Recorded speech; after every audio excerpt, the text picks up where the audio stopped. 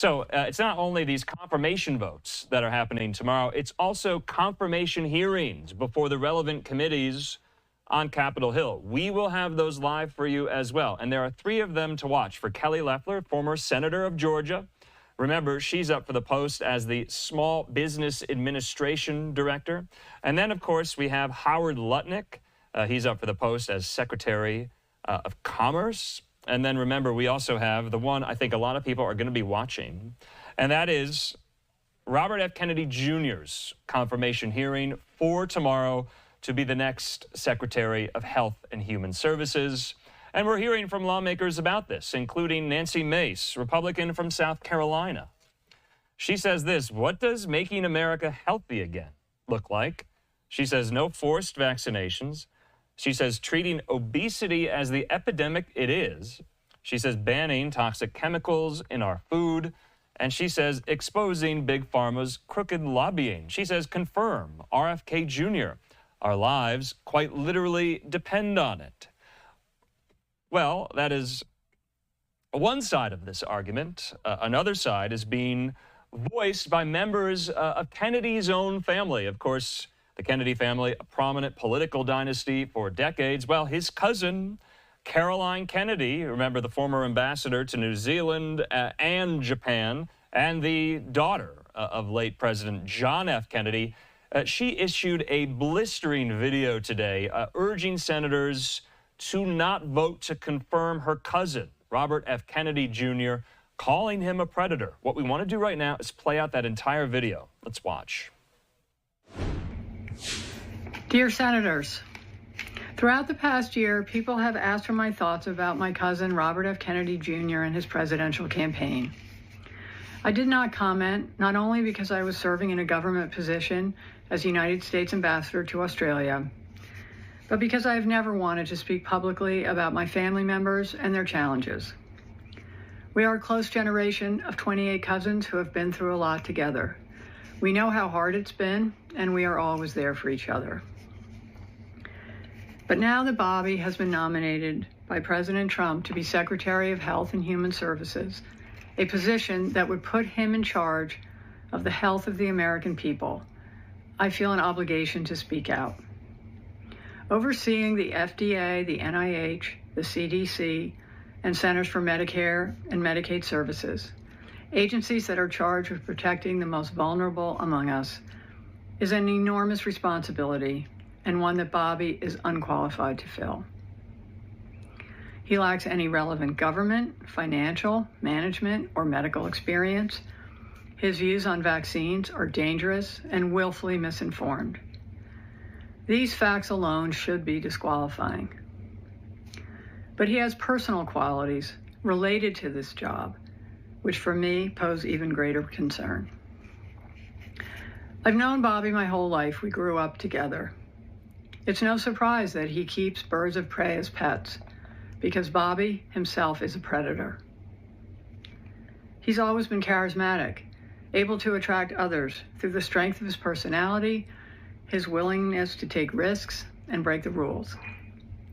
I watch his younger brothers and cousins follow him down the path of drug addiction. His basement, his garage, his dorm room were always the center of the action, where drugs were available, and he enjoyed showing off how he put baby chickens and mice in a blender to feed to his hawks. It was often a perverse scene of despair and violence. That was a long time ago, and people can change. Through his own strength and the many second chances he was given by people who felt sorry for the boy who lost his father, Bobby was able to pull himself out of illness and disease. I admire the discipline that took and the continuing commitment it requires. But siblings and cousins who Bobby encouraged down the path of substance abuse suffered addiction, illness, and death, while Bobby has gone on to misrepresent, lie, and cheat his way through life. Today, while he may encourage a younger generation to attend AA meetings, Bobby is addicted to attention and power. Bobby preys on the desperation of parents of sick children, vaccinating his own kids while building a following hypocritically discouraging other parents from vaccinating theirs. Even before he fills this job, his constant denigration of our healthcare system and the conspiratorial half-truths he's told about vaccines, including in connection with Samoa's deadly 2019 outbreak of measles, have cost lives.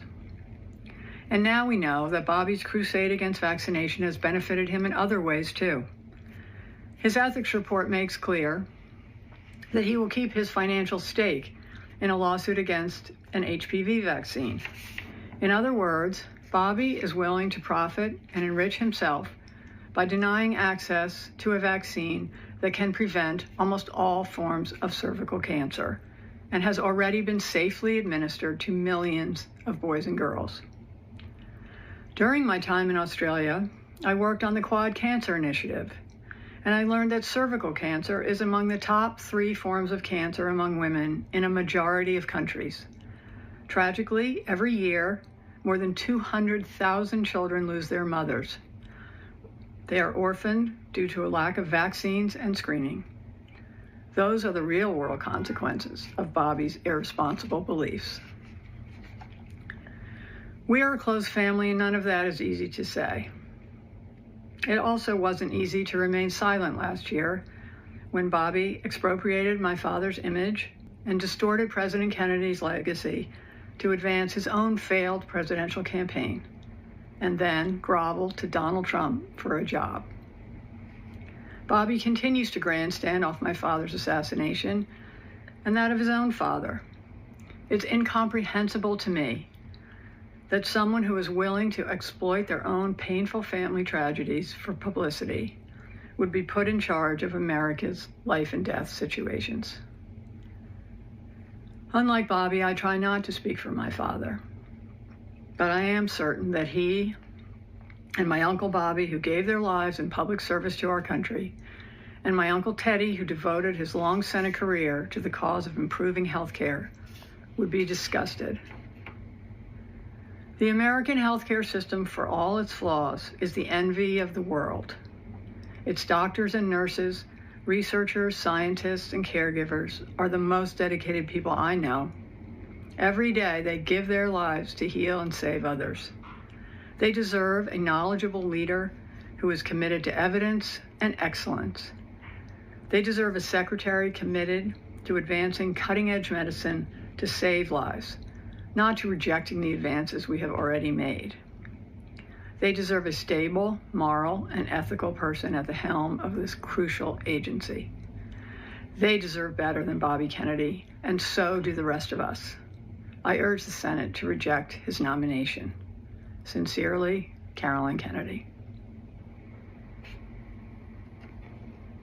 All right, wanted to let you listen to that from Robert F. Kennedy Jr.'s cousin, Caroline Kennedy. Well, another group, an interesting group, is also voicing its opposition to the Kennedy confirmation for Health and Human Services, and it's a group that's led by acolytes of former Vice President Mike Pence, and this is a super PAC Advancing American Freedom, led by Pence and some of his supporters. And he is against the RFK Jr. nomination and confirmation because of RFK Jr.'s past support and maybe present support for pro-choice causes for abortion rights. So, former Vice President Pence posting that on his social media just today, saying, "We proudly stand up for life. The unborn deserves leadership. Who does too?" And his group, Advancing American Freedom, just released an ad showing Trump bashing Kennedy.